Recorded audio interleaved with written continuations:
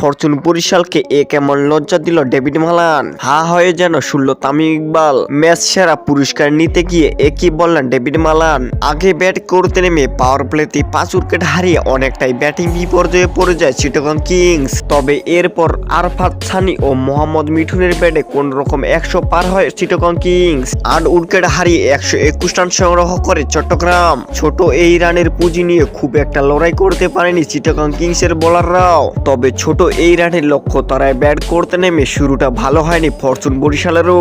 তামিম ইকবাল, মুশফিকুর রহিম, মাহমুদুল্লাহ রিয়াদ ও তাওহিদ হৃদয়রা ব্যাট করতে নেমে দ্রুতই সাজ করে ফিরে যান। তবে এরপর ডেভিড মালানের 41 বলে 56 রানের এক ঝড় ইনিংসে সহজেই জয়ের বন্দরে পৌঁছে যায় ফরচুন বরিশাল। জয়ের পর ম্যাচ সেরা পুরস্কার নিতে গিয়ে ডেভিড মালান বলেন যে ফরচুন বরিশালের আসলে কি টি-20 ব্যাটার আছে।